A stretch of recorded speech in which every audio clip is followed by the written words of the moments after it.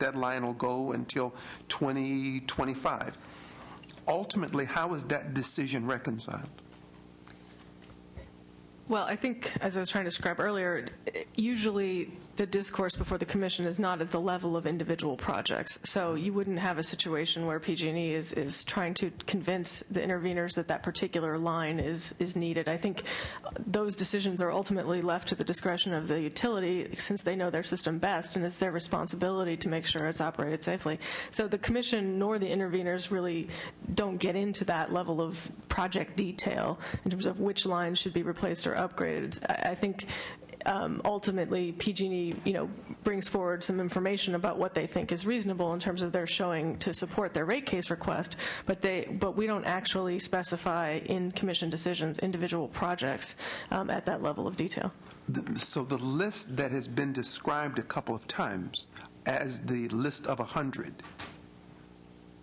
is a general reference, and it's not necessarily specific to this 100 projects, but it's kind of a list of something. So what I'm trying to understand is that if you don't get into the specificity of the project, then whether it's 100 projects or 200 projects or 700 projects, they're looking at maintenance of their system as they perceive it to be, and it's not as though this project was placed in, again, because it's over a period of time. So this line had been approved for use through 2013, absent any additional maintenance. That was what we were concluding. Rescue me if I'm wrong. Is that? No, that's correct. Our engineers looked at that piece of pipe and deemed it was safe until 2013, at which time we should continue to look forward towards construction. So then from the PUC standpoint, if their engineer looked at this piece of pipe, concluded that it was safe to operate, now that may or may not have been a correct decision, but they may have then concluded that something else might need be done that would be consistent with the rate case and permissible within the rate case for the transmission business, that would not be out of line. That's correct. That would be normal course of business. Okay, so again, the concern I have is that you have to understand, if I'm a member of the public and I say line 132 was on the list to be done in 2007 and it blew up in 2010, I'm less sympathetic to the idea that it was actually good to go until 2013 when we had maintenance, and there may have been other lines and priorities that were done. The perception that you get to the outside person is that it was on the list in 2007, you didn't do it, therefore it's your fault. And I don't see it that way, but I think you're going to have to, both you at the PUC and at PG&E, explain that a rate case is a generalized perspective going forward, and it's not a list of specific things that you're going to do on a date certain. Yeah, I mean, I agree. I think explaining rate case process to the general public is not the easiest thing to do in the world. But legislation ain't no fun either, by the way, but you understand what I'm saying? I mean, yeah. Someone would look at this process and say, this project was on this list on this day. Doesn't mean that it had to be changed that day, but it was in line to be changed. But it was good to go until your engineer said beyond 2013, so that you might have made a decision for a variety of cases. You might have had a building inspector in one town say, you can't start that project until this date, and a building inspector in another town might have said, this project is good to go right now. That might have affected when you began a particular building project. And it may have had nothing to do with what you thought you might have wanted to do first, but it might have had to do with which one was available to go at a given time. Also, in that same vein, might be that this project may have needed a part or some material that was available today, and a piece of pipeline. I mean, we probably don't even make 30-inch 3.75 pipeline in the United States anymore. So you may have had to order it from Korea, and it may take you 2 years to get it. So there could be a variety of things that would dictate when and how you started a particular project that don't have anything to do with specifically what was in the rate case at a given time. I think we're going to move on to Assemblyman Hill. Oh, Do you have okay. another point or No, something? I'm good, thank you. Assemblyman. Thank you, Mr. Chair. And I had one question in Senator Wright's question and the comments raised, a second one, and just going back to that discussion that we just had, and really I think it is, and the questions related to safe and how you define safe. If you look at the determination or the project summary that was included for that pipe in South San Francisco, and not to belabor the point, but I think it's important that we look at this issue as to solve problems in the future, perhaps, or at least to identify what the definition of safe is that you're referring to and how that top 100 highest risk line sections is calculated or determined. But it says in this that the pipe that ranks, this pipe ranked in the top 100 highest risk lines in 2007. Risk calculation due to a total risk of 2095. This is driven by relatively high risk and likelihood of failure of all parts of the likelihood of failure and risk calculations. The pipe is 30-inch diameter pipe, has a potential impact radius of 415 feet, and is located in a heavily urbanized area. If the replacement of this pipe does not occur, risks associated with this segment will not be reduced. Coupled with the consequences, as Senator Leonard said, consequences of failure of this section of pipeline, the likelihood of a failure makes the risk of a failure at this location unacceptably high. Now, are you saying that with that description is a safe condition? What the top 100 list is simply a list of pipelines that we need to take a look at. It's not our top 100 risk. It's simply one of the many tools we have to determine what to do. In terms of the risk assessment itself, there's basically 4 categories to that, and I think we've shared some of them already. The first and the most concerning is third-party dig-ins, or people digging into the pipe itself. That's approximately 45% of our risk calculation in terms of overall risk to a structure. So any pipeline that has a history of being dug into will be much higher on the list in terms of, if you will, the top 100. In addition, we look for potential for corrosion, and we look for... and I understand that, and I don't want to take too much time, more time than necessary. I guess the question is, with that justification of the capital project that we're talking about on that line that I just read, would that be considered a safe pipe? I think for a pipe to be deemed safe, it needs to go through the analysis to ensure it's safe, and that pipeline was deemed safe, and the analysis was done. Even based on that determination of what work is required and necessary. And that work was required in 2009, but also in 2007, and then goes to the conclusion that we talked about before in 2008, when there was a separate determination kind of saying that the pipe was not in need of those repairs. But that's fine. I just wanted to hear the kind of a clarification of what's safe, how that's determined. But going back to Mr. Johnson to the question I originally had, and I know you felt the pain of San Bruno and the Glenview neighborhood during those days after September 9th. You were there. I know Senator Leno was there, and we all experienced and really kind of saw the shock, saw the horror in people's faces and the fear that they exhibited, and the emotional devastation of a neighborhood. And if it were not for the tremendous leadership of the city of San Bruno, I think we would have seen the emotional devastation of a city. But they held it together. And the fear, the great fear that I think still exists. I guess the question is PG&E serious about repairing, recharging, and reusing that almost 60-year-old infrastructure gas transmission pipeline in that neighborhood? Well, anytime you lose a segment of pipeline in a system of that nature, it puts a significant constraints into our ability to deliver gas and our operational flexibility. We're continuing to study what we can and can't do with that system and how much gas we can deliver and what we're going to do to make sure we deliver gas to all the parties in the San Francisco Peninsula going forward. And we have not finished that evaluation at this point in time. That work is ongoing, and we have committed to the CPUC to have that discussion, and we've committed to the City of San Bruno to have that discussion also when the work is completed. Okay, thank you. Thank you, Assemblyman, for making that clarification for us all. So with no other questions before the committee, we want to thank you all for your time today. We will move to our next panel, which is reactions and observations. So we have three presenters, Carl Wood, Jerry Acosta, and Mike Flores.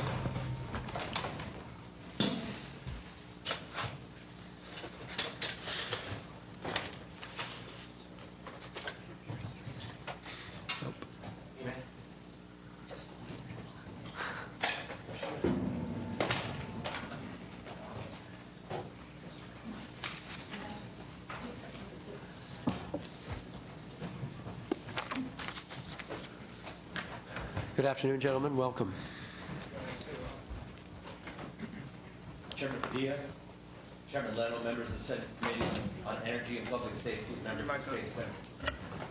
My apologies. First of all, the Utility Workers Union of America would like to offer its condolences to the family that had any kind of loss in the tragic incident in San Bruno. I want to thank you for the opportunity to appear before you in this very important meeting to survey the safety and reliability system for delivering natural gas in California. This is one of the essential features of our public economic infrastructure. This is crucial. Thank you. My name is Jerry Acosta. I'm representative of the Utility Workers Union in Region 5. I also want to acknowledge the newly elected president of Local 132, Art Frias, who's in the audience. I'd like to thank him for coming and supporting my testimony. I represent all of the locals at the Southern California Gas. That includes customer service, distribution, transmission, professional, and technical workers. I am formerly the Western Regional Director for the National AFL-CIO, formerly a Vice President of the LA County Federation of Labor, and a former member of the California State Federation Strategic Planning Committee that oversaw work plans for the California Central Labor Councils. However, the job that I'm most proud of was when I was a service representative for the Southern California Gas Company, working in South Central, Southeast Los Angeles, Watts, and Compton areas. My job was to firsthand deliver safety and service to folks that need it most and can least afford it. I'm here to provide you with some policy perspectives on gas system safety from our members of the utility workers who work at the Southern California Gas Company. You know, gas workers have a unique, close-range vantage point on safety issues. Their concrete knowledge and experience with facilities and systems that are actually used to provide gas service, along with technical skills and expertise, are invaluable assets for the public. They're a great, great resource for this committee and other venues. The members of the Utility Workers Union of America are committed to safety and service. To show you that commitment to safety and service for this union, I'd like to read you an excerpt from the union's constitution. It goes as follows. The Utility Workers Union of America, AFL-CIO, is an organization of members united by the belief in the dignity and the worth of workers and by an understanding of the necessity and value of services we provide to the public for their health and well-being. We commit to protect the interest of our consumers and the public, including our members, in reliable, safe, and environmentally sound utilities at affordable, just, and reasonable cost. That quote is ingrained in our Constitution. I want to give you two broad policy recommendations moving forward. First, California should explicitly adopt a safety-first policy for operation and maintenance of systems for delivering natural gas to our residents and businesses. A firm statutory commitment to safety. Placing a priority on safety will provide guidance when engineering professional judgments are about trade-offs between cost and safety are decided. Rather than working to meet minimum compliance with federal rules, we should recognize that accident prevention through scheduled maintenance, short inspection intervals, and equipment replacement and upgrades within, rather than beyond, the design life of facilities is in the public interest. For example, 1/3 of the pressure regulator stations in SoCal systems are over 35 years old, the average life expectancy of such equipment. SoCal Gas' current replacement schedule will take almost 30 years to replace these facilities. A statutory safety-first policy is not inconsistent with federal law and provides guidance and regulation for our gas utilities, who are public utilities subject to control of the legislature under the California Constitution. Second, California should improve response to reports of gas leaks and other safety-related concerns by explicitly adopting minimum standards for response times to customer reports and inquiries of potential leaks. 2, standards for customer service that shorten the response times for hookups, turn-ons, conservation, weatherization recommendation, reconnection, appliance adjustments, and indoor air quality checks, especially for carbon monoxide.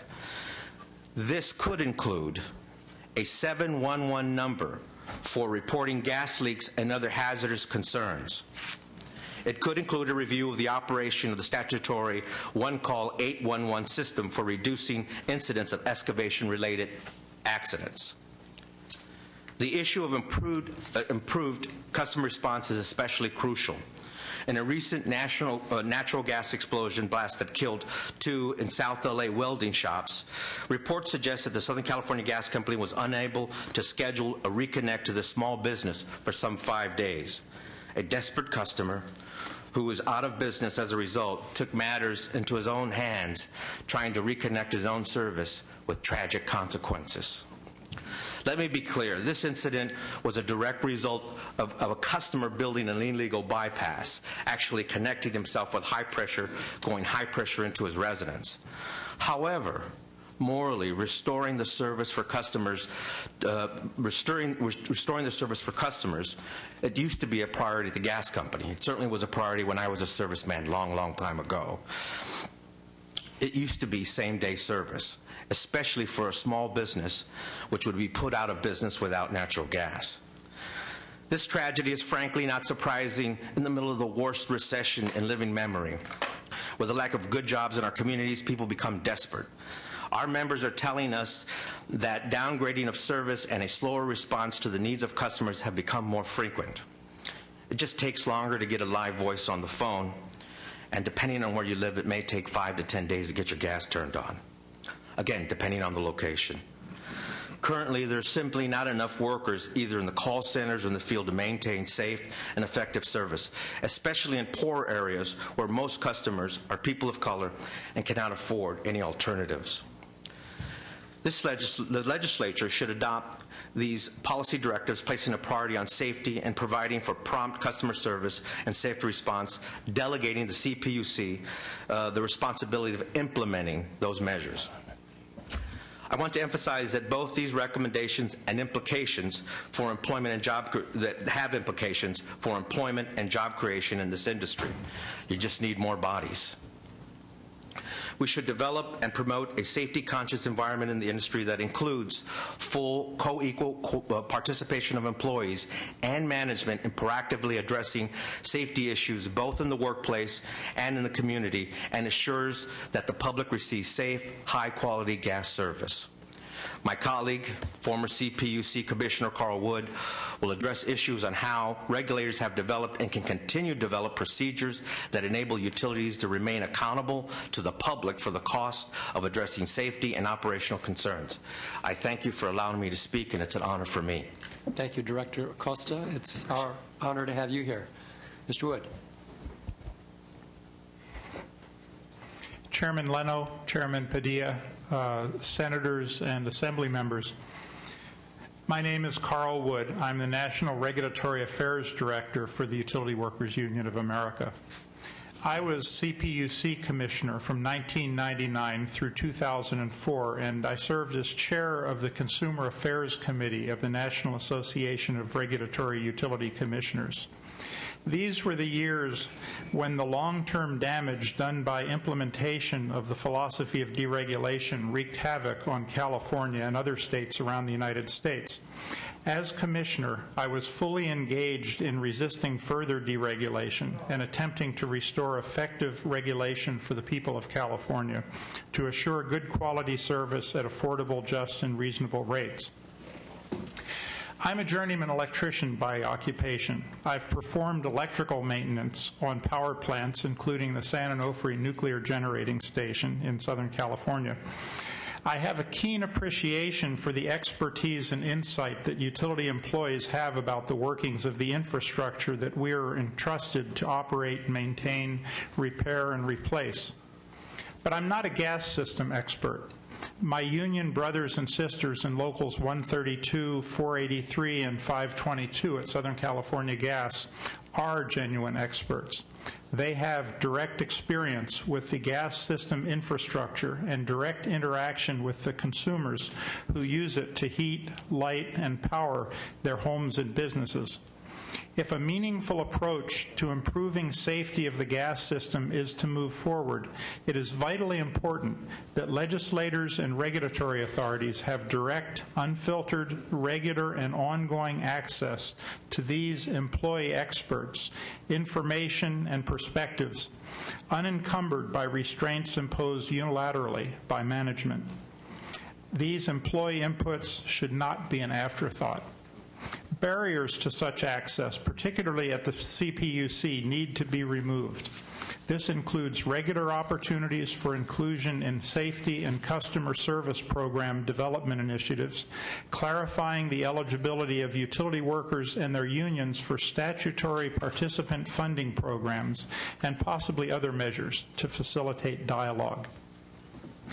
During my tenure at the CPUC, I grappled with issues about, first, how to improve the operation of the utility systems, and second, assuring the public that the money they pay in rates for safe and efficient operation is actually spent to achieve safety and efficiency. It has been my experience that this is a matter of the CPUC's faithfully implementing clear legislative policy direction in an open and transparent process with the public, including workers in the industry, fully engaged. During the energy crisis, the legislature passed Senate Bill 39-2X. Senators Burton and Speer were the authors of that legislation, directing the CPUC to adopt and enforce operation and maintenance standards for power plants to eliminate the epidemic of power plant shutdowns that contributed to high prices and rolling blackouts. I was the CPUC representative and chaired the committee that developed the standards, and I authored the CPUC decision that adopted General Order 167, a technically complex program with profound implications for the power plant fleet in California. The program adopted provided for development of plant-specific maintenance plans with regular reporting and a periodic review and audit procedure. The key to developing effective standards and programs in that instance was having good collaboration among the core stakeholders, utility workers, key non-utility power plant operators, and the grid operator, supported by strong professional staff at the CPUC and strong commissioner leadership in carrying out the legislature's intent. This model is clearly applicable to the Safety First gas system policy recommendation. Unlike GO 167, which entailed developing a first-in-the-nation program, minimum standards for gas pipeline safety and O&M have already been established by federal law and are incorporated into an existing CPUC General Order 112. The issues for the gas system are, first, strengthening the standards beyond the federal minimum to minimize incidents and damage, and second, assuring effective implementation on the ground and enforcement by the PUC. This may require the legislature to augment the CPUC's complement of inspectors and engineers and to support the development of commissioner-level leadership in the gas safety area. Both of these issue areas will benefit from ongoing participation by utility workers in developing programs in a safety-conscious environment. Each utility regulated by the CPUC has periodic rate case proceedings where its operating programs, maintenance, capital spending, and other procedures are reviewed, costs established, and customer rates set based on the overall level of cost. A Safety First program can be translated into programmatic detail, including estimates of its costs in these proceedings at the CPUC. The CPUC has available to it several techniques for enforcing accountability for the use of authorized revenues in operation, maintenance, and capital spending. This addresses some of the questions that were asked from the bench earlier. First of all, a one-way balancing account. essentially a use it or lose it approach, where a program is provided funding by commission order with reductions from authorized spending being recovered for the benefit of ratepayers. For example, PG&E Vegetation Management Program Balancing Account included in the PG&E 1999 general rate case. That followed a pattern of PG&E consistently grossly underspending its vegetation management or tree trimming budget, leading to serious customer consequences until we finally laid down the law and said either you're going to trim these trees or the money comes back to consumers. Second, program audit, inspection, and enforcement programs, a deterrent to manipulation of program expenses and outcomes. An example of this is the monetary penalties for Southern California Edison's performance-based rate-making results fraud. This decision was adopted in 2008 following a utility-initiated but CPUC completed investigation. This occurred after my tenure as a commissioner, but I was involved in the case as an intervener. Third, prescriptive standards for customer service and response with compensatory rebates to customers for failure to meet the standard by the utility. Establish standards for timeliness and accuracy of customer service and response programs with incentives to meet the standards and timelines. For example, the PG&E Quality Assurance Program, or QAP, adopted in that PG&E 1999 general rate case. These tools are available to rectify misdirection of ratepayer funds away from program requirements. Their existence is also a deterrent to misdirection in the first place. The effective use of these tools will be enhanced by the participation of utility workers in CPUC proceedings. However, the best assurance of faithful performance of safety requirements is to clearly articulate a safety-first expectation to encourage the development of a strong safety culture and safety-conscious environment at the utility, and to develop procedures for implementing safe practices with the full participation of the workers responsible for delivering safe and reliable service to the public. The name of this panel was Reactions and Observations, and it's hard to react or make observations in prepared remarks, but I want to note one thing that I observed. I was greatly encouraged by the statement by Director Fitch, Julie Fitch, that the Commission in the future will be giving more attention and scrutiny to settlements. I would disagree with Director Fitch in one respect, in that I think that there has been a clear movement in the direction of accepting settlements without challenge that has occurred within the last 6 to 8 years.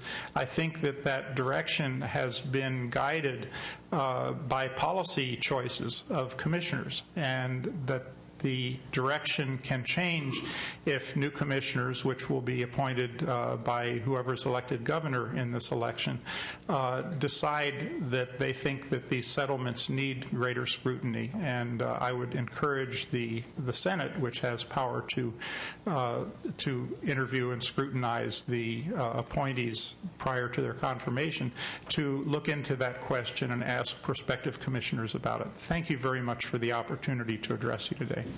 Thank you, Mr. Wood. It's good to have you back. Mr. Florio. Yes. Thank you, Chairman Leno, Chairman Padilla, senators, and assembly people. My name is Mike Florio. I'm senior attorney with the Utility Reform Network.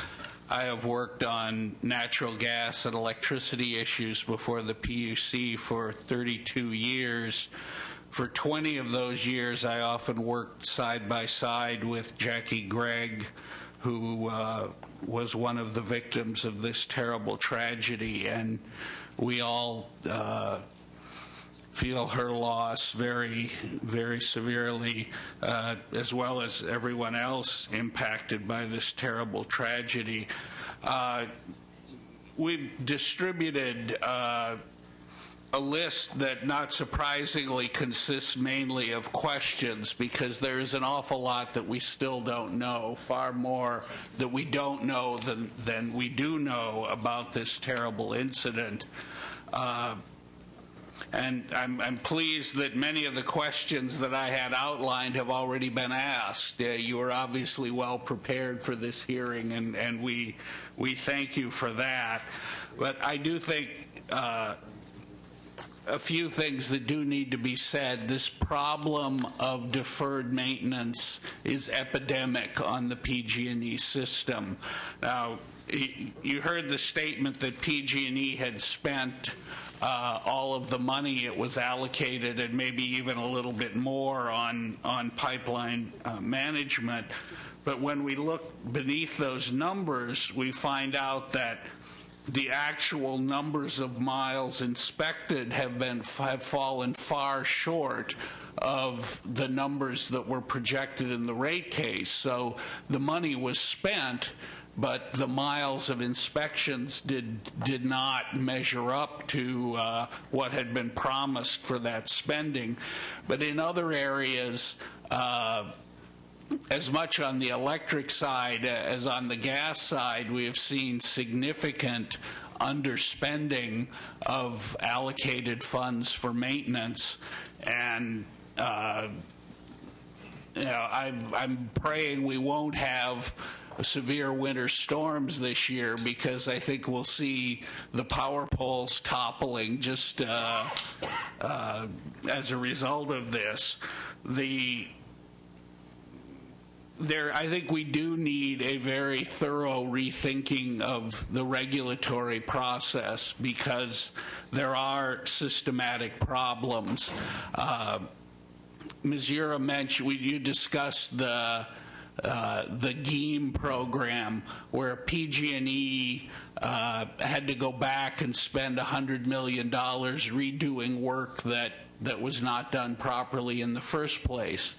Well, if you're a regulated utility, you don't come to the PUC and say, well, gee, we screwed up the first time, so give us the money a second time. What you do is you take the money that was allocated for tree trimming or pole inspections or underground vault inspections and repairs, and you allocate that to GEAM, and then you come back in your next rate case and say, oh, gee, we're way behind on pole inspections and tree trimming and all of these things, so we need a big rate increase. Well, there was money for that, but it got spent on something else. And I'm not saying you want the PUC telling the utility line by line, project by project, what they're supposed to do, because they do need flexibility to respond to events as they unfold. But Commissioner Wood mentioned the use of the one-way balancing account. Yeah, they need discretion to move money around, but not to move money from maintenance to executive bonuses or to make up for failures in other areas. That discretion is appropriate within bounds, but I think as Senator Wright said, you don't want to use it to hire somebody's brother or necessarily to fatten the CEO's already ample salary. So there are some systematic problems there that need to be addressed. I would also mention there's been a lot of talk about the gas accord, and I was a participant in that, and I want to assure this committee that the parties that reached that settlement with PG&E did not cut back on their intended safety and reliability spending. The settlement gives them well over 90% of what they asked for, and the part that they didn't get primarily had to do with different forecasts of inflation rates and not any attempt to cut back on that spending. So to the extent there's some implication that it's those nasty interveners that are keeping the utilities from getting the money they need for safety, it's just not true. In fact, that settlement, which was filed before the San Bruno tragedy, actually provided a one-way balancing account so that any money that they were given a large amount of money for pipeline integrity management with the caveat that if they didn't spend it for that purpose, it had to be returned to customers. So even before this recent tragedy, the parties that participated that represented a broadly based group of parties interested in PG&E's gas system saw that there was a potential for problem and attempted to address that by requiring that the money be spent for its intended purpose. But I agree with Commissioner Wood that this needs to be applied more broadly, that when money is appropriated, if you will, for certain purposes, that no, you don't go line by line, but we do need to have much greater assurance that that money is being spent broadly for the purposes for which it was intended and not being diverted to cover up past mistakes or fatten the wallets of those at the top. I encourage you to read through the questions. I'm not going to repeat them now. It's already late. But one other point that I do want to raise is the process that the PUC uses for these investigations, I think, needs a hard look. You heard it noted that there's been no action on the Rancho Cordova incident that's now almost 2 years ago. And the way the PUC has handled these proceedings in the past is there's sort of an investigation that goes on that's purely at the staff level, completely non-public, and only as a formal proceeding that's known as an OII, or Order Instituting Investigation, does not issue until the staff has presented its findings to the Commission, and the Commission essentially decides, well, we want to start a prosecution. And then there's a trial-like proceeding on the report that has been brought forward by staff. We think it would be more appropriate to open a formal investigation at the outset when an incident like Rancho Cordova or San Bruno occurs, to allow more visibility to the public and participation by parties other than PUC staff. At this point, we have no ability to do any substantive review of San Bruno or the issues surrounding it, because it is an informal proceeding and parties have no rights until a formal proceeding is instituted.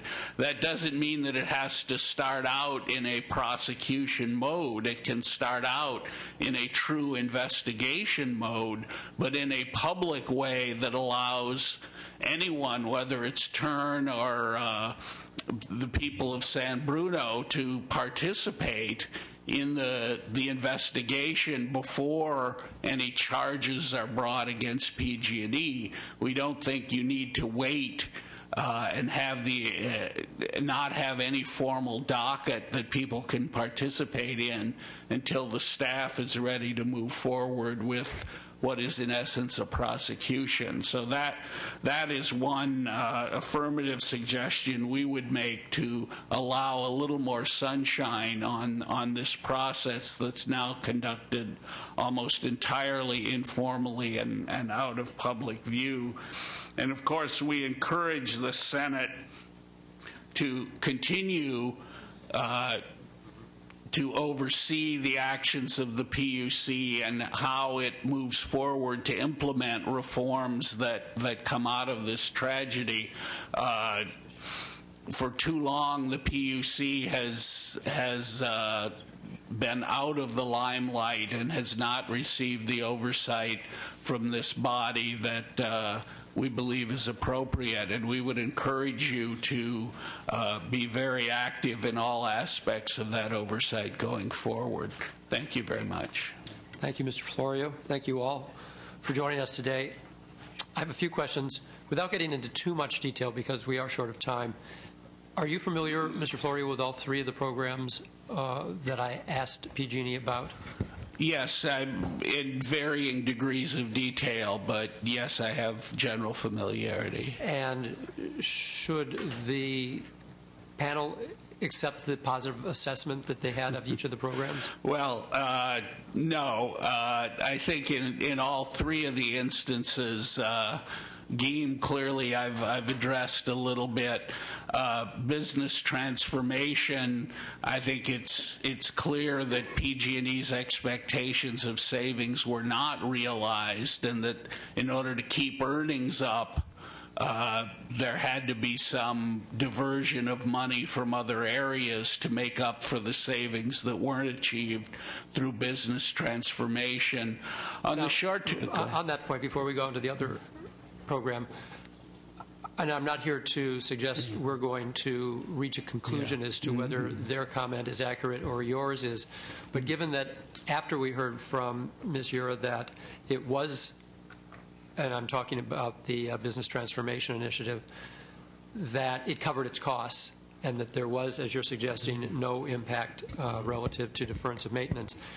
When I turned to this PUC, they didn't seem to have any disagreement with that. How can we get more information if we wanted to be diligent in our questioning and in our fact-finding? Because I think one of the unanswered questions of this entire hearing is, was the infrastructure and its maintenance neglected, and were dollars deferred?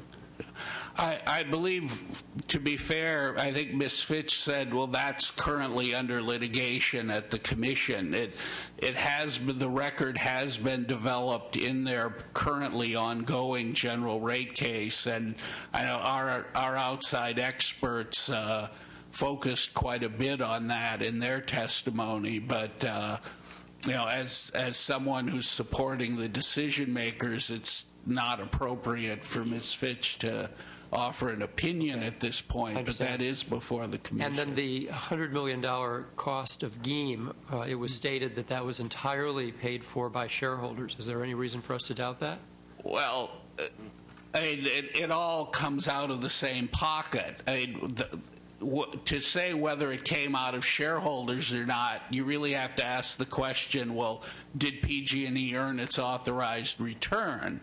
And it did. So, the money had to come from somewhere, and it came in the form of this deferred maintenance that I mentioned earlier in other aspects of the business. I mean, it didn't come out of shareholders in the sense that their expected returns weren't realized. Those returns were there, so it had to come from somewhere else, and that was something else that they were given money to do and had to reprioritize, which seems to be the term of the day. And then lastly of these three, the short-term incentive program, the STIP. Yes, well, they're very clearly, I mean, whether you call them incentives or bonuses or whatever, the fact is that PG&E has been paying out significantly in excess of what was initially targeted for that program.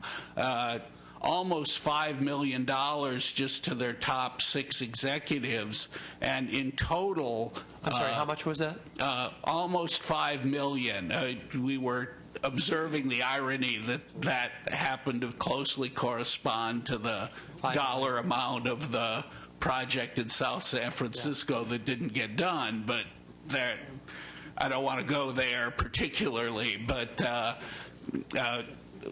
almost $5 million just to the top 6, and tens of millions in total company-wide that were paid out in excess of the target levels, which implies superior performance. At the same time, there was no funding in rates for that, so again, it came from somewhere else. Now, that would be all publicly reported, because when I asked Ms. Ura, she did not suggest that there was anything above what was expected. I think she said some years above, some years below. In recent years, it's been mostly above.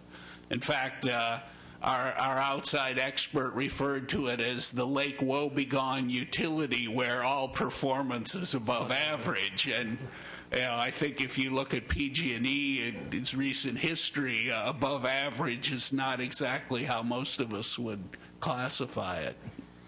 Could you talk just briefly about rate of return? Yes. The way rates are set for utilities, operating expenses are a direct pass-through. They're allocated a certain amount of money, and as long as they live within that budget, they're fine. Capital projects are put into the rate base and depreciated over the expected life of the equipment, and that's where a return is earned on the investment. Now, one thing that is immediately obvious is that creates an incentive to substitute capital for labor, because labor is just a dollar-for-dollar recovery. Capital investment, there's a profit for shareholders. But the PUC determines... And labor translates into maintenance. Right. And we have seen, by and large, reductions in labor force pretty much across the board in this industry since deregulation. But going back to your question on return, the Commission looks at the size of their rate base, the amount of capital they've invested in plant and equipment, and determines an authorized rate of return or profit on that investment. And California does have some of the highest authorized rates of return in the country. Over 11% in this economy is... and that's after tax, so that's pretty nice money if you can get it. And that's completely determined by the PUC? That's determined by the PUC, again, on a forecast basis, and then depending on whether they live within their means, they can earn more or less than that in practice. And in practice, PG&E has pretty consistently earned at or above its authorized return, which means that all these things that are supposedly paid for by shareholders, in fact, the rates have been sufficient to cover all their spending and still provide the return to shareholders. If that were happening year after year after year after year, if there was a real pattern, are you suggesting that there is that pattern? Yes, and that's there documented? Is. Yes. That's documented.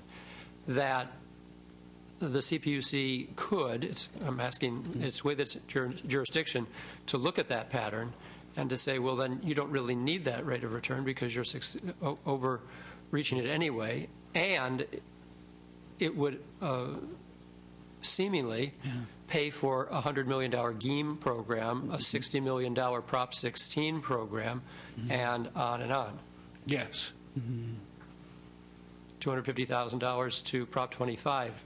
Yes. Defeat $250,000 to which I believe the sponsors have admitted would not allow local communities to assess pipeline fees without exactly. That is vote. What Prop 26 is about. What do we do about this inherent incentive to not spend on maintenance and to spend on capital? Again, that's in the hands of the PUC. They could. Yes. They don't have to fall into that trap. That's right. And I think Commissioner Wood gave you some very good suggestions for some tools that are available to address that. But, I think, in some ways, I mean, I've got a pretty long perspective on the PUC that in recent years, attention has been focused, and justifiably so in many cases, on sort of trying to transform the energy industry, increase renewables, get more green, reduce GHG, and that's all good. But attention has been taken away from the nuts and bolts of rate making and making sure that consumers are getting the best value for their dollar. And I hope that one of the outcomes of all of this is an increased emphasis on making sure that rates are reasonable and that the utilities are held to a reasonable level of profit and expenditure. With regard to the 11% plus rate of return here, can you tell us a few other states that might be higher and how much higher, and how low does it go? I don't have them all in my head. There are very few that are higher, and recent decisions in other states have been below 10. This is for the return on equity. The overall rate of return is lower because it includes embedded debt, but returns on equy below 10% have not been uncommon in recent years in other states. And you multiply that by a $10 billion rate base, that's a lot of money. Thank you. Thank you for all of your assistance today. I have one question for Mr. Acosta. I would agree with you that better customer service is a necessity, and that same-day service now seems like a faraway dream, and to wait 5 and 10 days, especially for a small business, is deadly, and certainly doesn't benefit job creation or job growth or the support of small business growth.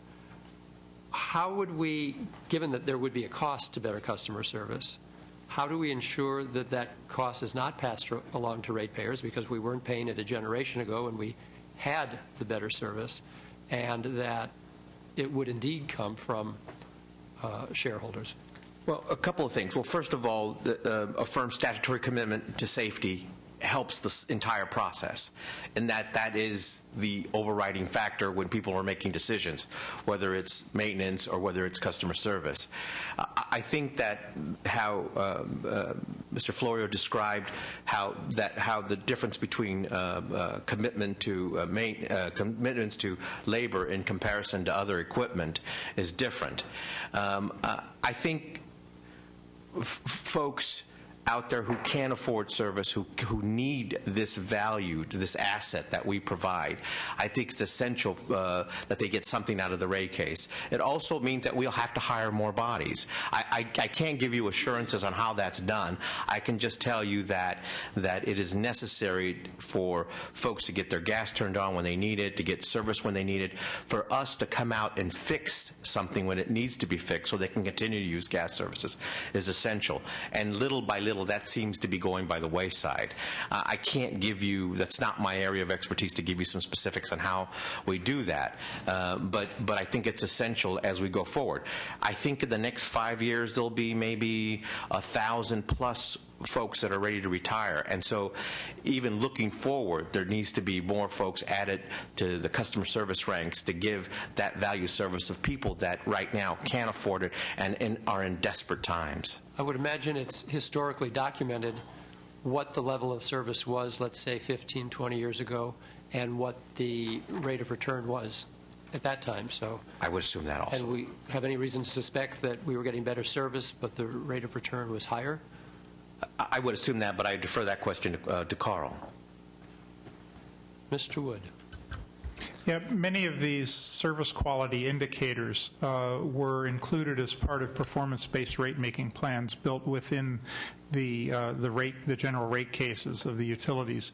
I'm somewhat familiar with the gas company, and what has happened over the years is, in some cases, so we have historical records from those because the utilities were required to report those things to the PUC, sometimes just as indicators and sometimes as a basis for whether they got penalties or rewards based on their performance.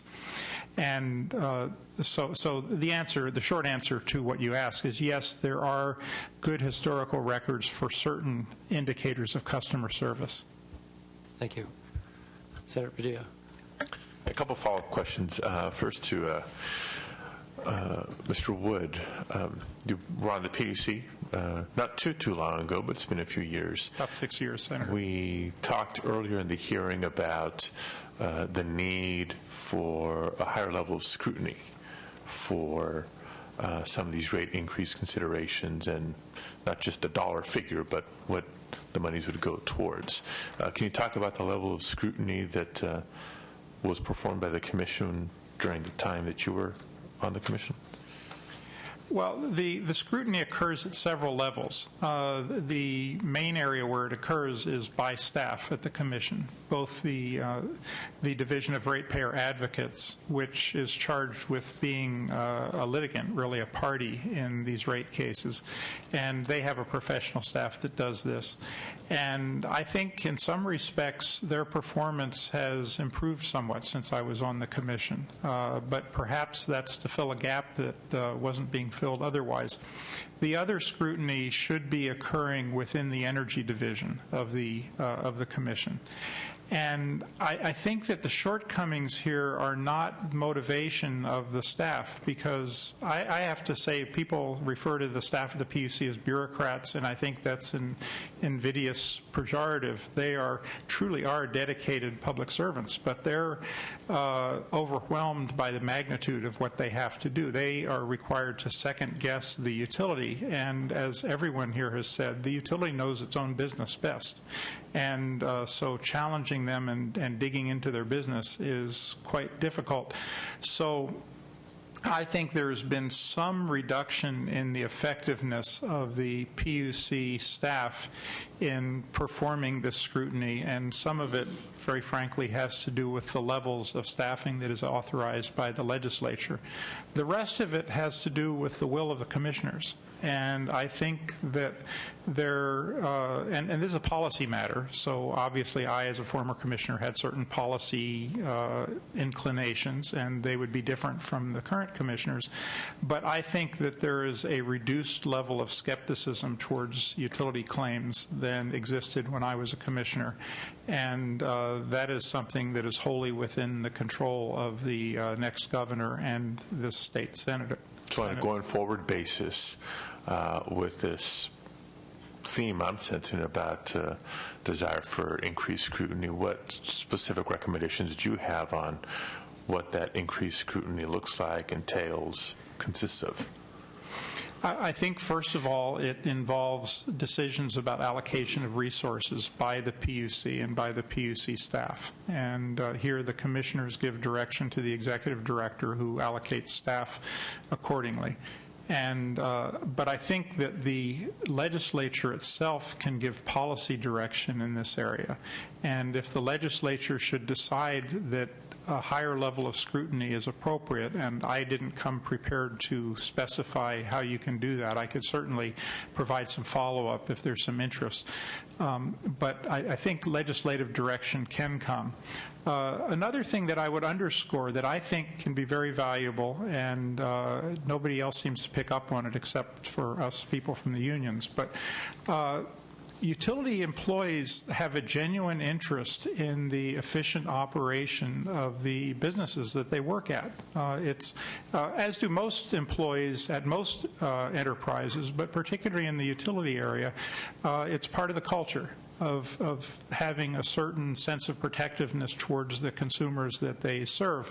And that's not just rhetoric on my part, I don't think. It's a reality. It's a genuine part of the culture, just as healthcare providers are genuinely interested in the health of the patients that they serve. And so my suggestions, which again I'd be happy to elaborate on at some future time, for finding ways to get more employee input into these processes, both in presenting to the legislature, but particularly in commission workshops, in commission proceedings, where involvement by employees is rather expensive for their organizations or for them as individuals, and there's also concerns about getting in trouble for being a whistleblower, and there need to be assurances that there will be no negative consequences to their employment status. Those are some other things that could be done, again, by the legislature. The legislature has tremendous, I think, effectively plenipotentiary power over the Public Utilities Commission. You can give direction, and they have to accommodate the direction that you give to them. Okay. My other questions are for Mr. Florio. Through turn, you've obviously been involved with a lot of proceedings at the PUC, rate cases in particular. I asked a question earlier of the PUC, what type of, not just number crunching input or feedback they get in consideration of rate cases, but some of the technical input that they would get from others. You've all have stated that nobody knows the utilities business better than the utility itself. But clearly you, through your historic participation, seem qualified to participate in those conversations. What technical capacity or resources does TURN have to weigh in on the technical side, particularly as it relates to gas pipeline safety? Yeah. Gas pipeline safety specifically has not been a major focus of ours, but we do have access to outside consultants that we rely upon on a regular basis to provide expert testimony, and they have done excellent work for us over the years. We have a variety of typically small firms that we contract with to participate in rate proceedings, and I think have provided tremendous value to consumers over the years. So it hasn't been an area of emphasis for concentration for you? It has not, and I think let's be honest here. It has not been a major focus for really anybody in this process. I saw former Commissioner Brown quoted as saying he couldn't recall ever hearing the words pipeline safety spoken in his 6 years on the commission. And we've all been guilty of that to some extent, that you assume the utility is going to do what it has to do. Look, I appreciate your honesty. I'm not going to turn this into a turn bashing session, so I don't want you to be scared of that. Yeah. But just as everybody, particularly, well, I can't speak for Mr. Wright, but just as the public in general, and certainly the families of San Bruno have asked us to do what we need to do to hold PG&E accountable through the appropriate processes, just as we're being asked, and it's our responsibility to hold the Commission accountable through the appropriate processes. So, too, I believe, through someone who has as significant of a voice in this building as TURN, be held accountable to answer some of those very same questions, whether it's, here you do weigh in. It's not like you don't weigh in, but you do weigh in on rate increases and gas pipeline safety conversations. And so what expertise and strength are you bringing to the table, number one? Number two, even more directly relevant is, how do you stand on that recognition that you don't have the most expertise in-house and translate into the discussions, negotiations, if you will, on, well, maybe we're not going to give you this rate increase, but if you shape it by 5%, 10%, in what particular areas, do you feel comfortable enough signing on to one of those settlements without knowingly or unknowingly jeopardizing public safety? Yeah, well, as I said, the safety was an area where, there was no recommendation to cut. They were given essentially what they asked for. Now, I think where we may have to ask a question in the future that we never thought we had to ask in the past is, are they spending enough? And I think those questions are going to be coming up now. Do you recall a case in recent history where TURN has argued for an increase in a maintenance line item?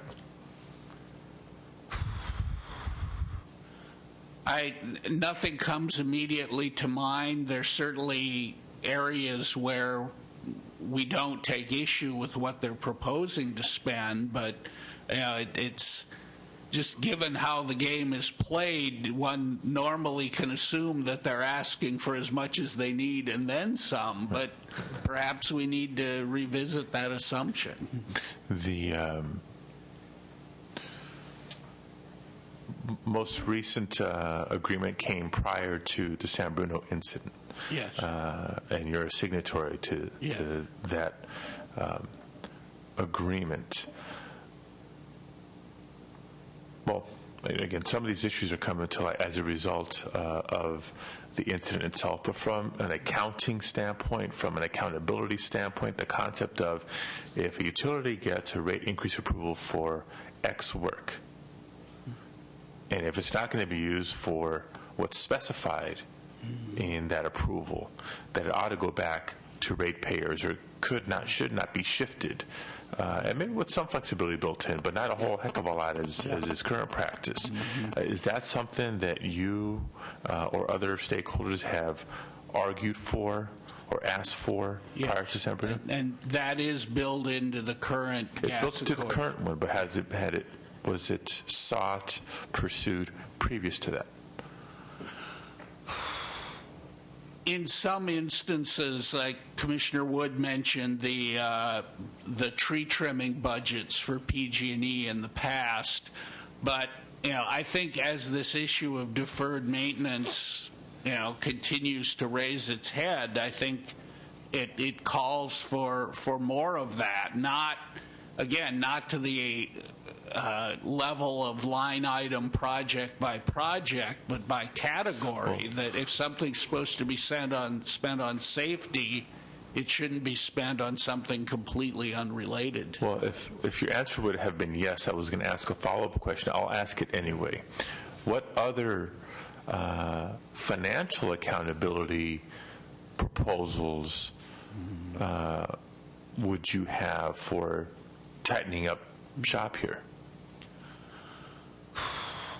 Well, certainly there's work being done nationally by the National Regulatory Research Institute on utility performance and how to measure it and how to tie rate recovery and profit levels more closely to some measure of performance rather than just X% of what you've invested in capital, and we're following that work very closely because their rate making has been done in a certain way for a long time, but as we confront new challenges, I think looking at ways to tie shareholder return to bottom line performance is something that we need to look at more closely. And my last question is, how are you preparing to weigh in on the eventual conversations about approval for funding for things like the automatic shutoff valves or the remote shutoff valves, or even an increase in the number of inspections, not just audits, to be conducted? That's more activity that's going to require more money, whether it's through the utility or at the PUC. Yeah, well, I think certainly we would support more funding for the PUC. I think 9 inspectors for the whole state of California is really inadequate. And, I mean, in reality, the agency is stretched far beyond and asked to do more than its budget permits. And this is not a general fund agency. It's user fee funded. So, I think we would certainly, and I think have always supported necessary budget enhancements for the PUC. In terms of the utilities, I think we're just at the beginning stages now of thinking about how do you assess. You can spend billions of dollars and get only marginal improvements in safety. So we really want to look at where can you get the most bang for the buck in terms of improved safety. It's never going to be 100% safe, as Senator Wright said. It's like air travel. Periodically there are disasters that happen, and we all still fly in airplanes. And we can't make the world 100% safe, but we've got to be smart about how and when we spend more money to really get some significant safety improvements. And we're all going to be looking at that very closely in the coming months. Senator Wright? We've had several discussions about ratepayer money versus shareholder money. Now, correct me if I'm wrong, shareholder money is that money that's in the bank account of the shareholders that has been transferred from the utility. Yeah, there are dividends that are paid out directly to shareholders, and then there are retained earnings that they're essentially, in utility. When a transfer is made from the utility operating accounts to the shareholder account, that's an approval that takes place at the PUC. They just can't dip into the money and say we're going to take $2 billion out and move it over here. They have to go back to the PUC and apply for permission to draw money out and transfer it to the holding company. Oh, to the holding company, yes. But the holding company is, in fact, where the shareholders' dollars are.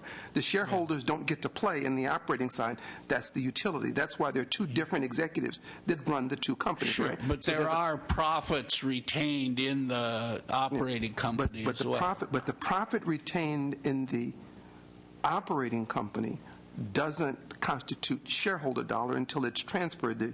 That's why there's a holding company, and the shareholders are a part of the holding company, and they're not a part of the operating company. Yeah, the holding company is the shareholder of the operating company.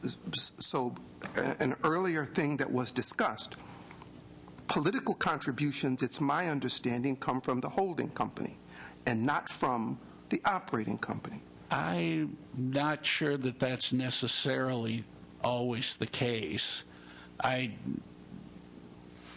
The Prop 16 money, I have not looked at the FPPC reports to see if that was PG&E the utility or PG&E Corp.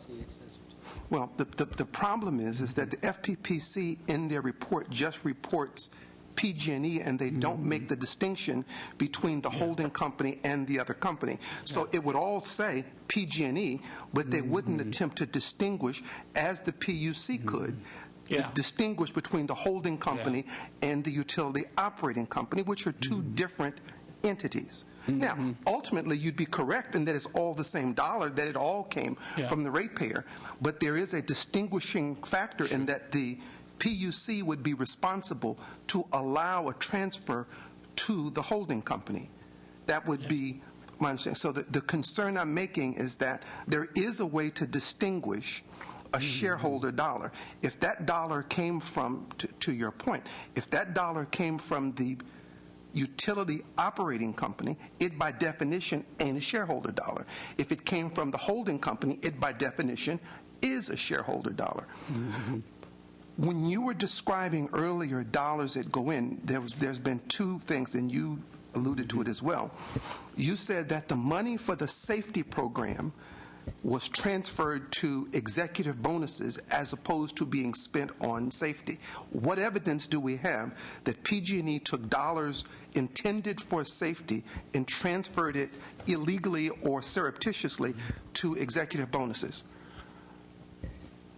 Well, those are paid out primarily at the utility level. Right. There were also some at the holding company level, but the vast majority of the employees who get that money are utility employees and are paid out of the utility accounts. But here's my question. If the implication, and it could be true, I don't know. I mean, I've not looked at their books, but let's assume that there are three people that would have access to this data. One would be the PUC staff who oversee the operating company. One would be you who intervene in the rate case, and the other would be the PG&E folk themselves. So the question would be, did dollars come from an allocated category get transferred to salaries of the executives? You indicated that earlier, that you thought that that was the case. My question to you then would be either put up or shut up. Okay.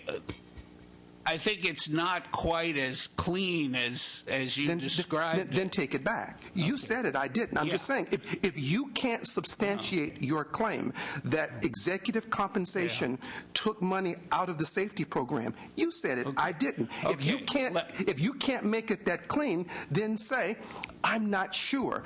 But for you to make a categorical statement and then do the moonwalk is not fair. Okay, well, let me respond then. Okay. The money comes in rates. It doesn't come in with little tags saying this much for this and this much for that. But the rates are based on an assumption that a certain amount of maintenance is going to get done.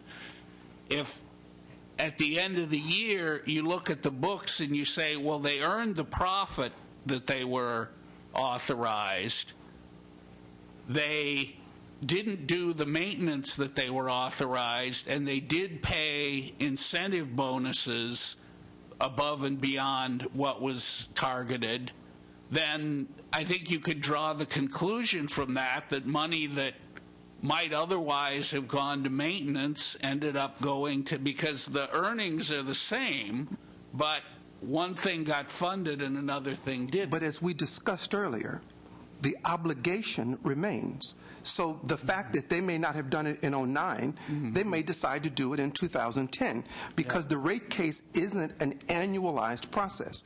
So how do you then take a process that is multi-year and then assign a single year value to that and then make the claim that you did? Well, they do budget year by year. Right. It may be 3 years or 4 years in a rate case, but there are certain activities and certain funds that are designated for each year. And if you look and say, well, in this rate case cycle, they were going to trim 100,000 trees and only 70,000 got trimmed, I think you can draw the conclusion that some of that money went somewhere else. Well, you could draw the conclusion if you're at the end of the rate case. Yeah. And typically, as you've pointed out, I mean, and it has not been made clear, the utility will maintain a balancing account. It's not as though the fact that they didn't spend the money that they can go out and go buy the California Ferrari, which is a beautiful automobile, by the way. They can't go out and buy that. That money goes into a balancing account. And sometimes the balancing account has a positive balance, and sometimes it has a negative balance.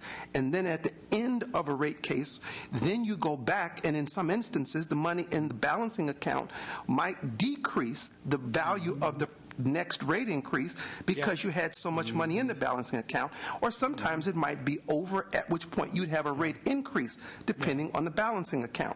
But absent getting through the entire rate case and looking at the balancing account, I think to say that the salaries took the safety money, it sounds good as a soundbite, but it's nothing that we can substantiate until that entire rate case is completed. And we were talking about looking back at the last rate case cycle, not looking forward, but looking back at what had happened over the last 5 to 10 years. And the last question I'll share, I mean, this would be to Carl and the union representative.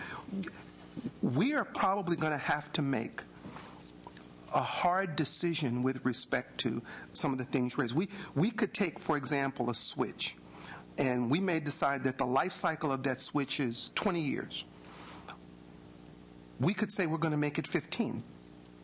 Now, at 15, that would mean that in that scenario that I just gave you, that the cost of the switch would just increase 25% because I knocked off a fourth of the value.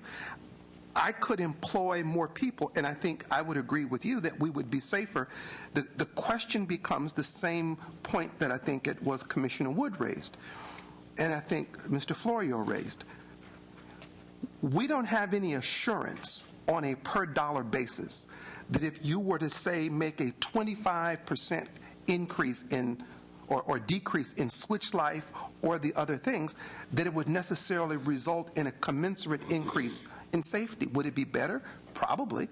But you can't say that it would necessarily get better. I mean, if I change the oil in my car every 1,000 miles, that wouldn't make it any better than if I changed it every 3,000 miles. There's some point at which you have to make.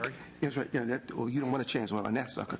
But at some point, what reasonable people have to do is to make a determination of how long a switch should live, and then make sure that we change it out at the appropriate time. I'm just saying, and it might be that we should increase it. That should be a discussion, I think, Commissioner, and I'm sorry, I misplaced you. Sure. Jerry, I think that would be a discussion and a decision that we make with Turn and the other people, because as you heard him say, now you're into cost. As we would say in my neighborhood, just tell Daddy how you want it. We can make it cost as much or as little as you want, but the problem becomes is that you'll have to pay for it. And as everybody is moving to make things cost less money, again, we could cut the switch life in half. How much would that increase the safety of the switch? Probably not at all. How much would it increase the cost? At $300,000 or $500,000 a whop? A great deal. So our question becomes a trade-off then. At what point are we sacrificing safety for deferred maintenance? I mean, it becomes a kind of balancing act once again. I would hope that you and the union and Turn and everybody would weigh in to make determinations as to, going forward, how long should a switch last? How many meter readers should we have? Oftentimes, as you would know, meter readers are the first persons to discover a leak. The more you have, the more often you read them. You know, again, we could make those determinations, and they ought to be a part of the record. But again, I would hope that what we would not do in this proceeding is just kind of throw out stuff as though it did. I mean, they just took the money and they spent it over here. I mean, the representative from the PUC said they look and they go forward on balancing accounts and what they do with some of the money.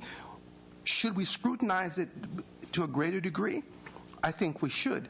But I hope that we don't reduce it down to saying they just took the money and spent it over here, because I don't think that the evidence would support that. It sounds good, but I don't think that the evidence would support that at the end of the rate case. And I would hope that if they took the money from the safety account and the PUC allowed the transfer to the holding company and not maintained in a balancing account, I would hope that the PUC would deal with that and say, no, you can't take it out, because they have to approve the transfer to the holding company. Right? Last time I checked, that is a board-approved transfer of money to the holding company pursuant to what money was left in the balancing account.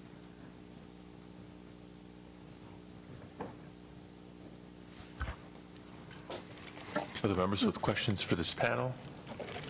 So, do you want to respond? You directed initially a question, I think, to me and Jerry Acosta. If okay, a little bit. I mean, and you can, sir.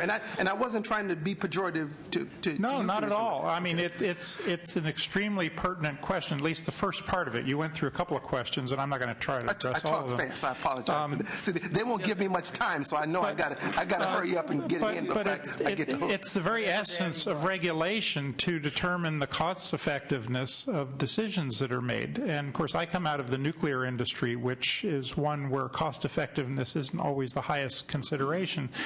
But I think it's a very fair question to pose it the way that you did. Now, to some extent, there are some objective criteria that you can use. You took the example of a switch. A switch probably has some expected life, and you can and so that any decision by a regulating agency should be based on the objective testing that has been done, and so that part of it is objective. But other parts of it, I think it goes back to what I was referring to earlier as a safety culture within the utility. That there are certainly ways of achieving a higher level of safety, both employee safety as well as public safety, without great additional costs. But it means involving everybody in it. It means involving the public, and particularly the workers who perform this work. And frankly, the existing system operates to exclude the input of the very people whose hands and minds are involved in providing this level of safety. If, just in a complete hypothetical, if in the installation of some high-pressure pipe, there is a perception by the crew that's working on it that something is being done that provides for a lower level of safety than and they would feel comfortable with, there aren't always mechanisms for their views to be expressed. Sometimes, in fact, when they express those views, they're threatened and told to shut up. Now, I'm sure that every company that you've heard from here and every company you will hear from in the future will say, no, that will never happen here. I can trot up some people who will tell you specific instances where it's happened, and I'm not here to, smear everybody, because I know that all of the companies do themselves have, at a certain level, a sincere commitment to safety.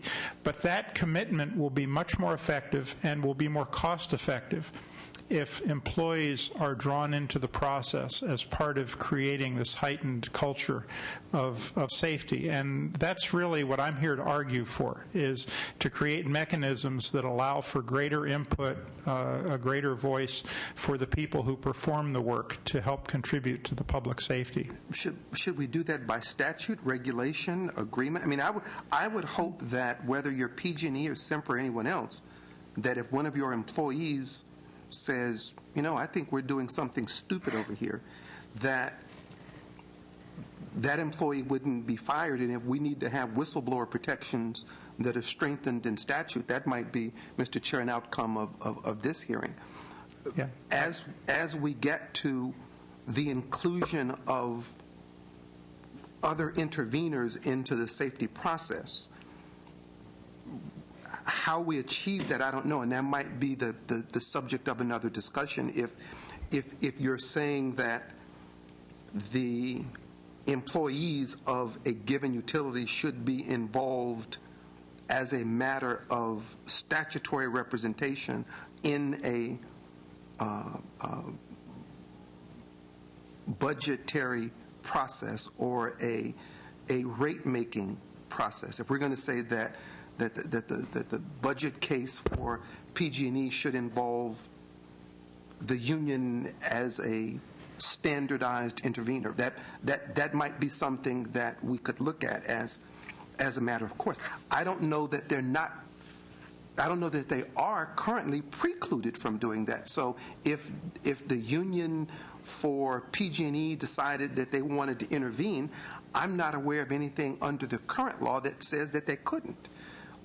Through the union. I mean, it may not be that you'd want all the individuals in the company showing up, but my understanding under current law is that union could show up and intervene under the current rate case process. Yes, the current statute does not separate out unions from any other party in terms of receiving intervener compensation. However, the current practice of the Public Utilities Commission is to exclude unions from receiving intervener compensation. As a result of that, the level of union participation in commission proceedings is considerably diminished from what it could be. I think, as I said earlier, the state Senate could have a significant impact by raising these questions when it comes time for you to confirm the new appointees to the Public Utilities Commission. Ask them about their personal commitment to creating a culture of safety within the utility industry and heightening that culture of safety. Those are very concrete things that can be done.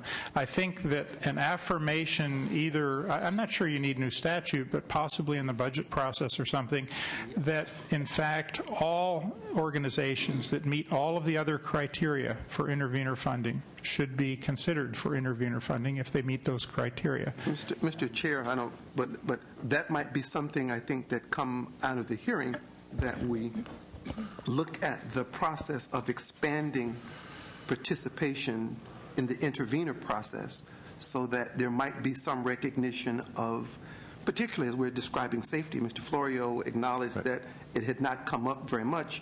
What brought us here today were safety issues. If the person who's closest to the road is the worker, and he's not necessarily represented in the discussion about safety in a rate case, it might be that if it's a policy and not a statute, that we might want to suggest initially perhaps through a resolution, and then if necessary a statute to say that we would like the union to be considered as an intervener into a rate case, just like the other folk might be. Right, with I think a couple of distinctions. One is whether existing statute currently prohibits versus doesn't explicitly allow the union to be an intervener. Second, intervener in what sense? I don't believe it's at the exclusion of public comment for anybody and everybody, but whether it's specifically with the intention to qualify the union from receiving intervener fees, as TURN does, for example. That's part of the area where we'll have to do some homework. Okay. Other questions for this panel? Seeing none. Thank you, all three of you, very much for your time and your patience today. Appreciate your testimony. You can be rest assured that we'll be doing some follow-ups. For our next panel to discuss the liability costs for the San Bruno explosion, will the witnesses please come forward? Paul Clannon from the PUC, Chris Warner from PG&E, Mr. Davis Smith from San Diego Gas and Electric, J. Eric Iskin from Southern California Edison, and Dave Ashukian from the Division of Ratepayer Advocates.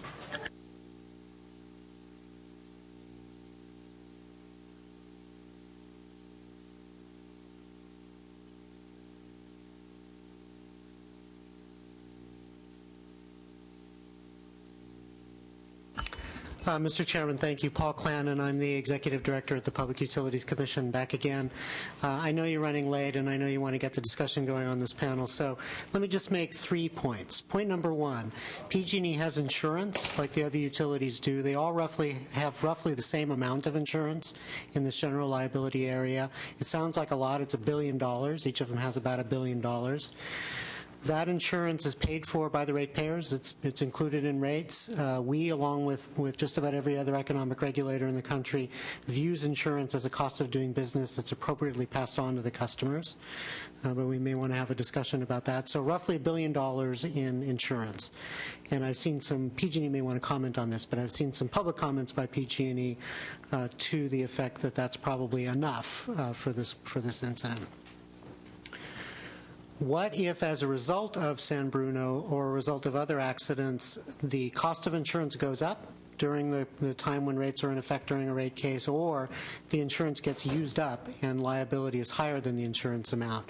Without going back into the discussion that you just had on this very complex question of deciding exactly which bucket a dollar goes into, the shareholder bucket or the ratepayer bucket, what I will say is, if the liability exceeds the amount of insurance, or if the insurance premiums go up during the period of the rate case, the ratepayers don't pay any more. There is no mechanism for the ratepayers to pay more. It's on the shareholder side of things. Now, third point, I know that the committee members, and I know this is mentioned in the staff analysis as well, have in your minds a utility proposal to do with wildfire insurance. And although it's not directly related to what we're talking about here, the concepts are. And so I think it's worthwhile summarizing it, and I imagine some of the other panelists might want to say a word about it as well. So as a result, really, of two things in recent years affecting the availability and the price of insurance. The first is the financial meltdown. Insurance for lots of things got harder to get, not just in the utility world, but in general in this country and throughout the industrialized economy. So that went on, making insurance more difficult to get. Also, we've had a series of very significant wildfires in the state that have caused tremendous amounts of damage and therefore high amounts of liability. Both of these things together have added together in the last, I would say, 2 years or so to make insurance more difficult for the utilities to get and more costly. As a result of that, and specifically related to the wildfires, all 4 major energy utilities in the state, so PG&E, SoCal Edison, SoCal Gas, and San Diego Gas and Electric, made a proposal which I will just summarize as saying, through the use of balancing accounts, as we've discussed, and some other mechanisms, the ratepayers would pay for additional insurance if that became necessary, higher premiums, and the ratepayers would also pay for some or a high percentage of liability over the insured amount if certain conditions are met. So that proposal has been made in the context of wildfires. As I say, it's not directly related to San Bruno, wouldn't apply to San Bruno either way. The Commission has not ruled on this proposal. In fact, it's been before the Commission now for over a year. The assigned administrative law judge and the assigned commissioner sent it back to the parties last year and said, this isn't ready for for us to consider, and it's only just now that new testimony is coming in and the commissioners are considering it. Mr. Lannon, on that issue, would this also be in the case when a utility is determined to have been negligent in starting the fire? Yeah, so the question of whether this liability insurance in general applies for when a utility has been found negligent, my understanding is that most of these policies do, that most of the policies do cover utilities even when they're found negligent, including in the case of the wildfires, but it might be worth actually asking utilities as well. But it is my understanding that either way they are covered. And just to clarify that for the listening public, this conversation notwithstanding, the San Bruno situation is not before you with regard to any additional costs. Absolutely to right. Repairs. Absolutely right. And Mr. Chairman, I'll stop there. I know that we'll have a discussion, and I expect to participate in that. And Mr. Chairman, Chairman Padilla, Chairman Leno, I'm Chris Warner, attorney with PG&E, and also in the interest of time, I'll just add one thing to what Mr. Clannon said. PG&E does not intend to seek ratepayer recovery for any the costs of liability to third parties that we may incur in connection with the San Bruno incident. And I'll defer to my other IOU colleagues on issues related to the wildfire proposal if they come up, and be happy to answer any questions you may have.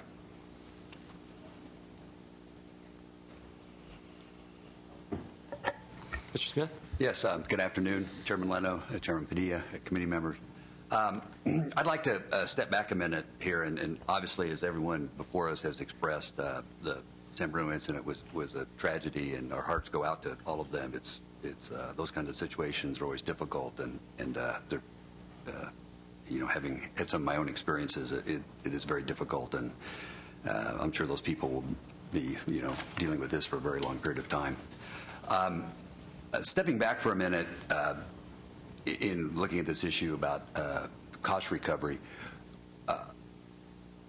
we kind of look at it as there's an issue about cost recovery, what utilities put in their rates, what they ask for to recover their cost of doing business, versus the purpose of penalties and fines, which the Commission looks at when they investigate the conduct of utilities to decide that utilities weren't doing what was appropriate or were violating the rules, and to deter future similar kind of conduct and to make sure they're doing what they're supposed to be doing.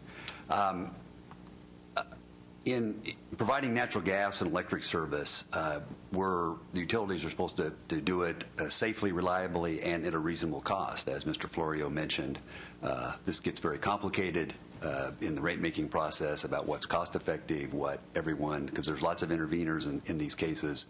All the utilities have many interveners expressing their views about how the money ought to be spent, what ought to be spent on, and so it's a difficult process. And unlike other businesses, the utilities, we have an obligation to serve. We can't say we don't want to serve people in our service territory. We have to do it both on the gas and electric side, and we can't look at our risk profile and decide this business is too risky. We're not going to do it here. We'll do it over here, but we're not going to serve customers over there. So, while obviously we want to provide safe and reliable service, we have to provide service to everyone, and that's obviously a big factor here. And from the rate-making compact, what goes on not only in California but the country when commissions look at this, that typically in the regulatory environment that utilities get recovery for their insurance costs, they get recovery for third-party liability. Most of the utilities have deductibles. We call them self-insured retention amounts. All that's in the rate case. And all part of rates. I'm sure that the municipal utilities like SMUD, like LADWP, they include those kinds of costs in their rates. I'm sure city, counties, the state, they have similar concerns. Unfortunately, we all get sued. Employees aren't perfect. Mistakes are going to happen. And, of course, that's what insurance is for, and while we all get insurance. We have while we can get insurance, getting a large amount of insurance can be problematic depending on the levels you're talking about. as Mr. Clannon said, that the utilities generally have had around $1 billion of insurance, and while I'm not an insurance expert, my experience with utilities and in going out and getting insurance is out there in the marketplace for third-party liabilities. $1 billion to $1.2 billion is about all that the market out there is willing to give a big company. But after that, you're basically on your own. So if you're facing the potential of catastrophic losses, that you really can't insure, for those kinds of things.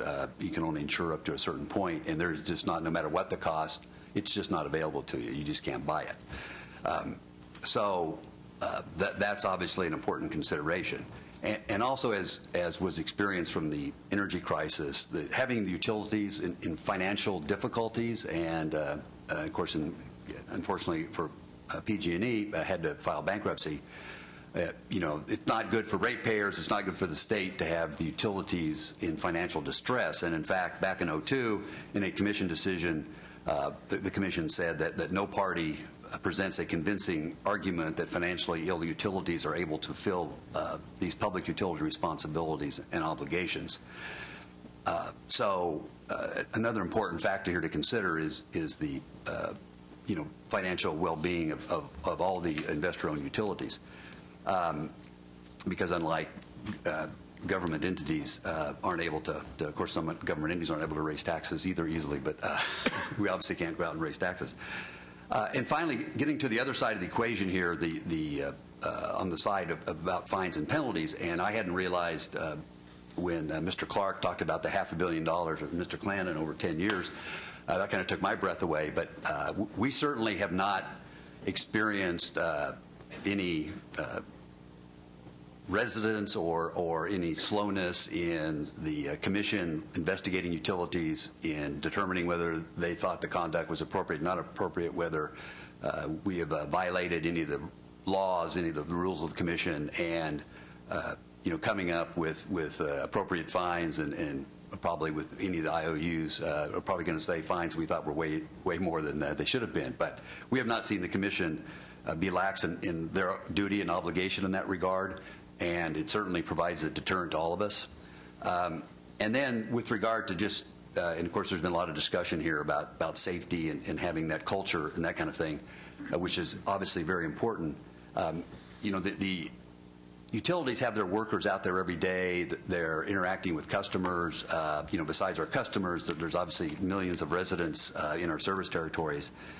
And there are lots of reasons why none of the utilities want something like San Bruno to happen, and that we make every effort to try to avoid those kinds of things. And along with the commission oversight, have certainly a large amount of incentive to both within our companies because of our commitment to safety, as well as just the kinds of things that will happen, like is happening with your investigation into this, that we do our best to try to avoid any of these things happening, and particularly with the kind of impact it has on people's lives. So, thank you. Thank you, Mr. Smith. I think it's up to me. I'm Eric Iskin, Assistant General Counsel at Southern California Edison Welcome, Company. sir. Thank you for giving Edison the opportunity to participate on the panel this afternoon. We would join the others in expressing our condolences to the victims of this horrible tragedy. Edison has no point of view on the San Bruno incident. We do not operate a gas transmission pipeline, so I can be very brief. I would concur in the principles and comments that have just been articulated by Mr. Smith. Our primary concern is our ability to recover our costs of providing service, which does include the cost of civil claims. And we are particularly concerned about the cost of claims arising out of wildfires in which our facilities are involved. You've heard that there is a separate proceeding, which is now going on at the PUC, that addresses that very complex issue. There is a schedule for that proceeding. It has been pending for over a year, but there is now a schedule for filing testimony. There will be hearings next April, and we're hopeful of a decision promptly after those hearings. The issues here are very different from the issues there. You've heard that PG&E has clarified that San Bruno is not a wildfire for purposes of that proceeding. They are not seeking to recover any costs for San Bruno through the mechanism that we are advocating in that proceeding. And Edison's request is that in crafting any proposed legislative responses to San Bruno, that you not interfere with the CPUC wildfire proceeding, that you let that proceed and let the Commission rule. It's a very robust proceeding. We have intervener participation. I think that would be the best way to handle that. Other than that, I'm available to answer any questions that you may have. Thank you, Mr. Iskin. Mr. Shukian. Yes, thank you very much. I'm David Shukian, the Deputy Director for DRA. And I think all you know that DRA is an independent division within the PUC. And I did want to thank the senators for acknowledging Jackie Gregg, one of our staff. And I want to point out that Jackie was, although she was a member of the PUC, she was a dedicated ratepayer advocate. She spent her whole career, 21 years, within the Division of Ratepayer Advocates. And the irony was her responsibility was overseeing the natural gas system for PG&E. One of the things that we talked about earlier, that I wanted to clarify was that the implication that maybe DRA has a role in determining what the appropriate safety expenditures are. And I wanted to clarify that, we are a party to the proceedings. We have no authority to determine what the appropriate expenditure should be. It is up to the PUC to review those settlements and also our recommendations and make that decision. The PUC has the authority to make sure that any work that is necessary gets done by ordering the utilities to do that. There's a PUC code 451 that requires the utility to ensure that they operate the system safely and appropriately and reliably. And so at any time, it's the utility's responsibility to make sure that system is operated accordingly. In the process of our review, we have done a number of things to ensure that the utilities are spending the money appropriately. One of the items that is in the gas accord is a new item, which is the one-way balancing account. It does two things. It ensures that their money is dedicated to that mechanism, to that fund, and it allows us a way to monitor the expenditures of that particular activity. It also ensures that if the utility doesn't spend the money in that area, they don't get to keep it. They don't get to move it to some other area like we've talked about earlier. So that is a mechanism that does, we believe, provide some significant increased oversight of how they spend their money. There are probably over 50 different balancing accounts for various activities, not necessarily specifically for gas, but for various activities all throughout the utility's operations. And those are ways that we go back and monitor how those monies are spent appropriately. Sometimes they underspend, sometimes they overspend, and depending on the type of account, determines whether they should get more money or not, depending on how it's set up. We also are going to be looking at, the results of the investigation to determine exactly what additional steps might be necessary to monitor the activities related to safety, as well as new roles and responsibilities within both the PUC, the IOUs themselves, or within DRA specifically as well. So that's one of the things that we are, again, we can't really say what's going to happen at this point. The investigation hasn't determined exactly what the problems are, but we'll be looking at that to see if there's things that we should be changing the way we operate. In regards to reliability, we've heard that there is insurance, and we've also, had some pretty good assurances from PG&E that they don't expect, at least right now, to increase those costs. Regarding insurance, we view these types of incidents a little bit differently from wildfires. We understand that wildfires have been increasing over time, and there's a belief that global climate change may have an effect on the frequency of wildfires. This is not that type of event. We would hope and we would expect that insurance rates shouldn't go up because of this, because of the infrequency of these types of events. But we certainly would look at exactly how that would affect ratepayer expectations in the future. We certainly would hope that if PG&E is, in fact, determined to be negligent and have some role in this, that ratepayers would bear no responsibility for paying for this activity. If, in fact, a third party, somebody who was maybe working near the lines, was responsible, we would expect them to have that responsibility for maintaining, for paying for those costs. And lastly, if nobody is found negligent, if it turns out to be just one of those acts of God, we would certainly look at that and determine what the appropriate percentage or what the share of ratepayer support would be. And certainly looking at the additional costs and additional activities that are expected or may be proposed as a result of this going forward is something we will be looking at very carefully. Like we talked about, changing the cycle of valve replacements. We're concerned that, there may be a reaction to do more than necessary. We want to be careful that we don't overreact and make sure that we do things in a deliberative process to ensure that the ratepayers aren't stuck with a bill that necessarily is higher than they should be in the future. I'd be happy to answer any questions. Thank you, Mr. Shukin.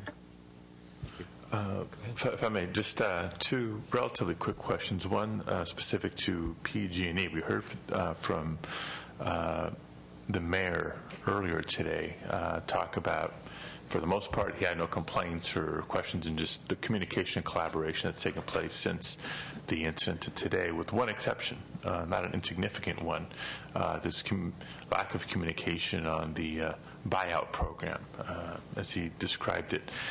So it just raises a general concern about collaboration with your customers, truck customers being one thing, but just coordination, collaboration with local leadership in and around the city of San Bruno in this instance. If you can comment on what's going on or what we can do better here, I felt just compelled to raise it since the mayor did. Thank you, Mr. Chairman. I'm not the one that works on that, but I can assure you that we take the concerns of the mayor very seriously, and our folks will be working very closely to try to repair and improve in terms of any of those communications issues he raised. Okay. The other, more broadly to all the utilities, just quick comments or thoughts on if the premiums on insurance are on the rise and you're hitting some sort of ceiling on the amount of liability that insurers are willing to cover, what's that attributable to? Is it just an inflation marker? Is it a reflection of maybe complexity of some of the construction projects you're now undergoing? Is it, we're now trenching in tougher areas that we're not accustomed to in the past? Why is it increasingly expensive? I can take an initial shot at that. We did file some expert testimony in the wildfire application to address that issue. We don't know exactly why, but it seems to be a combination of an increased perception by insurers of wildfire risk, which has a lot to do with the increased development in wildland areas. People are choosing to live in areas that are more risky. We're going to have more fires. You've heard a reference to global warming. Could be an issue there that could be causing more fires. Insurers have suffered stock market losses like everyone else, and that has impacted their need to increase premiums. And pay out claims. There have been obviously a pendency of wildfire claims in the San Diego area and other areas. I guess let me try to refocus back on the issue of today, which is gas pipeline infrastructure and gas pipeline infrastructure. Insurance as it pertains to gas pipelines. I have no comment on that. Mr. Chairman, I don't really have any comment, but I'd be happy to go back to our insurance department and provide you some responses for the record, if that would be helpful on that particular question. Would be. Anybody else? Chairman, but based on what we're doing on the electric side, it's not clear that on the gas side there's really been, as far as the cost of insurance, any big change. But obviously PG&E can provide their experience. But we haven't seen it on the SoCal gas side. Okay. Senator Leno? This may be for Mr. McClellan. Can you talk to us about legal classification of ultra-hazardous activity? Can you clarify just a little bit there? I was told that gas transmission is legally classified as an ultra-hazardous activity. I don't know about that. I don't know about that. I do know that the gas systems, and this would be true of the other gas systems in the state as well, do have insurance available. They do buy insurance. They are able to get insurance policies. I don't know whether that means that that insurance is more costly or the payout is done differently. I just don't know. Fair enough. That's my only question. Okay. Thank you all very much. I believe this concludes our agenda. If this is now an opportunity for public comment, there's members of the public who wish to address the committee on today's subject matter that have not participated in a previous panel. Now is your opportunity to do so. And seeing none, then this hearing will begin to bring to an adjournment. Let me just, in closing, thank you all again for your patience. What I believe was a very substantive and constructive conversation. We've been here almost about 6 hours and have gone through the variety of issues that we outlined in the agenda. And for starters, I think a couple of the themes that rise to the top and are worthy of ongoing conversation and attention. The concern about some of the funding shifts that are taking place currently within projects approved by the PUC, by utilities, through rate increases, and the need to sort of keep not just a closer look on that, but maybe tighten the processes and offer a little bit less flexibility for utilities to almost unilaterally shift monies from one project to another, to shift priorities as time goes on. The need for at least the Public Utilities Commission to keep a closer look on projects that have been funded and making sure that they're actually undertaken and completed on a timely basis. The issue of remote and auto shutoff valves was touched on today. It wasn't focused on today, but I think in media reports, in Congresswoman Spears' view, another area of significant focus and potential policy setting going forward. The issue of disclosure and mapping of where pipelines exist and what the public ought to know, what law enforcement and public safety officials ought to know is going to be the subject of ongoing conversation. The conversation about the methodology used for auditing and or inspecting of pipeline infrastructure, I think, is an area where we need to improve upon current practice. And finally, the criteria for mandatory versus voluntarily or incentivized incident reporting, I think, is going to be another subject matter that the committee will consider in the coming months. So a lot of work, certainly, but all with the intended purpose of making pipeline infrastructure in the state safer and minimizing the chances of an incident like San Bruno happening again. I want to thank the staff that's played a big part in pulling the hearing together, and I want to thank Senator Leno as well for his concern and his time today. Thank you, Senator Padilla. Senator Wright, any closing comments? Senator Emerson, thank you for joining us for the whole day. And thanks to all those who have stuck with us and participated in the hearing. And I think Senator Padilla has covered many of the more important points that we had addressed through the 6-hour hearing. And just wanted to follow up on a comment that was shared by Mr. Florio earlier regarding maintenance funds going to executive salaries, that it was not a statement of conjecture, that the district attorney of Nevada County back in 1996 did argue successfully in court that PG&E had taken the $80 million and was found guilty of criminal negligence and fined $2 million. So that's just a fact. I would argue in favor of greater scrutiny by the PUC of our utilities, not for less, and I think the reasons for that were addressed fairly clearly today, and I think that there's some agreement from the CPUC as well, and that really is something that the legislature can be a part of. And the issue of safety and maintenance programs, I think, does not go away, and as we await the final conclusions of the National Transportation Safety Board's investigation, and we understand that that could be yet a year or more from now, so we'll have to be patient. But while that process is unfolding, that I would encourage the CPUC, and I'm sure I'll have some conversations with staff and commissioners, to begin a formal investigation of its own so that there can be full public transparent participation in it. And I think that kind of process only behooves not only the governmental process, but also would be reassuring to the residents of San Bruno, who, of course, are why we are here today, out of concern for all that they have gone through. And so, again, thanks to staff for helping us manage a large amount of information. Ambitious of us to have thought we were going to get through it in just a couple of hours. And again, this is just the beginning of a conversation, not an end. So thank you all for participating.